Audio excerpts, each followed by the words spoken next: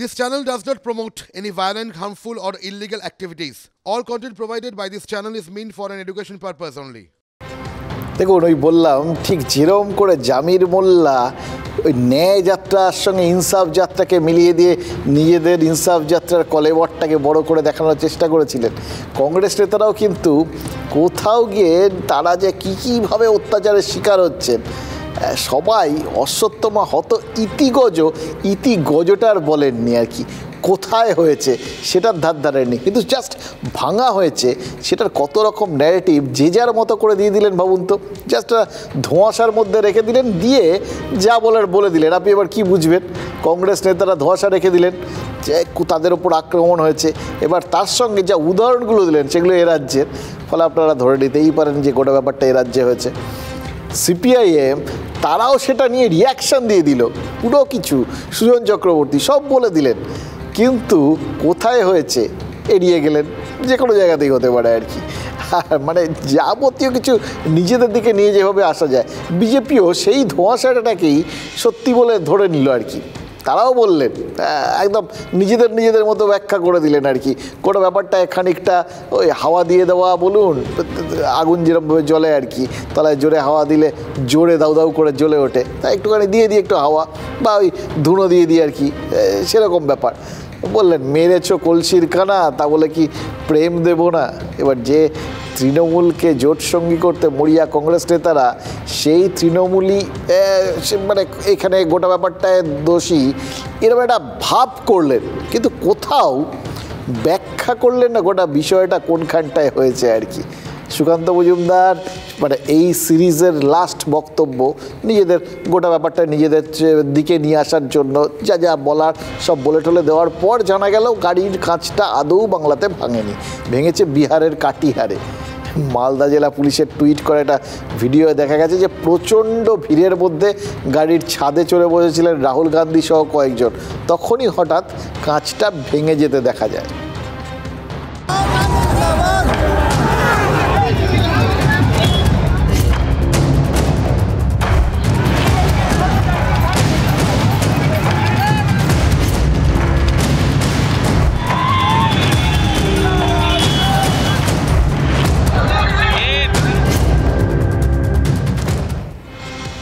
একটা ছবি ভাঙার একটা কারণ, ভাঙার একটা জায়গা, কিন্তু ব্যাখ্যা কমপ্লিট অন্য। রাজনৈতিক নেতারা কিভাবে আমাদের সামনে গোটা বিষয়গুলোর পসরা সারিয়ে বসে থাকেন দেখেছেন তো? এমন কি মানে দেখুন, এরকম বিভিন্ন পসরা তো আমরা প্রতি মুহূর্তে দেখতে পাই, কিছু এরকম পসরা সাজানো যেগুলো দেখে আপনি একদম পুরো ঝাঁপ দিয়ে পড়বেন এরকম সিচুয়েশান হবে।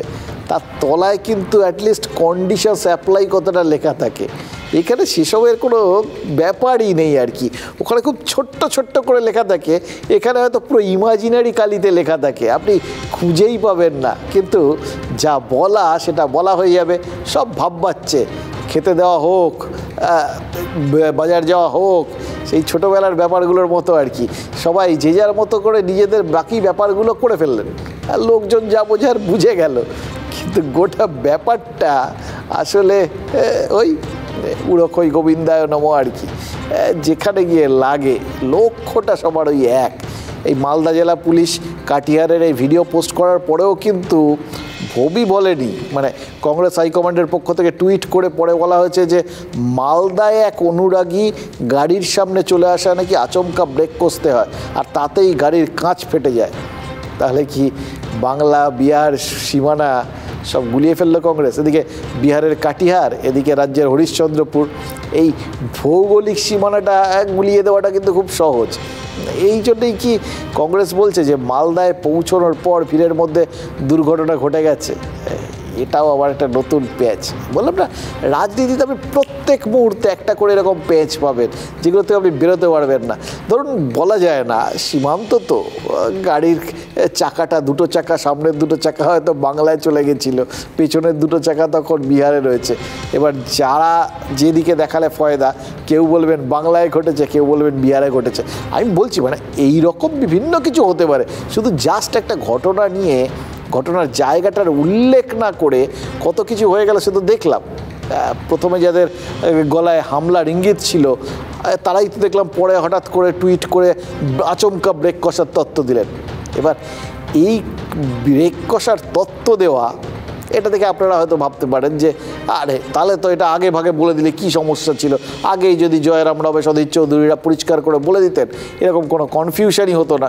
বড়জোর বলতে পারতেন যে বাংলার রাস্তায় এরকম কেউ ছুটে আসে, বাংলায় কোনো ওই সিগন্যাল টিগনাল কেউ মানে না, বাংলাটা এরকমই খারাপ, নিয়মকানুন কেউ মানে না। তো বলতে পারতেন গাড্ডা ছিল সেই জন্যে ব্রেক কষতে হয়েছে, বাংলার রাস্তা খুব খারাপ, এগুলো বললেও এটা ব্যাপার হতো আর কি। কিন্তু তা না করে তারা দুর্ঘটনার তত্ত্বটা দিলেন কেন, এটাও কিন্তু খুব ইন্টারেস্টিং জানেন তো। দেখুন এমনিতে এরা যে এত কিছু করলেন তার প্রতি মানে পরে পুলিশকে টুইট করতে হলো, মমতা বন্দ্যোপাধ্যায়কে বলতে হলো তৃণমূল এসব করে না, মুখ্যমন্ত্রীকে বলতে হলো যে বিহারে নতুন করে বিজেপি আর জেডিইউ তারা জোট বেঁধেছে, সেই রাগ থেকে রাহুলের গাড়িতে হামলা হলেও হতে পারে। এই সমস্ত কিছুটা ওয়েট হয়ে গেল, কিন্তু সবাই সবার মতো সব কিছু বলে টলে নিলেন। কিন্তু তারপরে কংগ্রেস যখন ক্লিয়ার করলো যে মানে সেটাই যদি শেষ হয় আর কি, যে গোটা ব্যাপারটা একটা দুর্ঘটনায় ভেঙেছে, তাহলে তো অনেকটা লোকের প্রশ্ন জাগতো না, এগুলো এতগুলো কথা বলার জায়গা আসতো না। কিন্তু কংগ্রেস যে এই দুর্ঘটনা তত্ত্বটা দিল সেটার পেছনেও কি তাহলে মানে প্রথম তীরটা ঠিক আছে মারা হয়ে গেছে, তাতে যে যা তীর ছোড়ার পাল্টা ছুঁড়ে টুড়ে দিয়েছেন সব মানে কারণটা এরপর তো গৌণ হয়ে গেছে, তীরগুলো তো মুখ্য হয়ে রয়েছে, সবাই সব শুনে টুড়ে নিয়েছেন, যে যার মতো করে ভেবে নিয়েছেন। কিন্তু দুর্ঘটনা তত্ত্ব তারপরে তোলা, তার পেছনেও কি কোনো রাজনৈতিক বার্তা নেই? আচ্ছা এইভাবেই কয়েকদিন আগে মমতা বন্দ্যোপাধ্যায়ও তো দুর্ঘটনার কবলে পড়েছিলেন। তার মানে এই রকম একটা জায়গায় কোথাও গিয়ে দুর্ঘটনারও মানে আসন শুধু না, দুর্ঘটনারও ভাগ কেউ কাউকে দিতে চান না, এই জোট থাকুক চাই না থাকুক, এটাই কিন্তু বুঝতে পারছি সব কিছু রাজনীতিক। রাহুলের নামটাই আমি বলে দিই, আমার থেকে ছোট, ওর গাড়িতে নাকি কে কাচ মেরেছে, পরে আমি খোঁজ নিলাম, কারণ আমরা তো সব পছন্দ করি না, আমরা করিও না, এসব করে ফর নাথিং নাটক করে কী লাভ।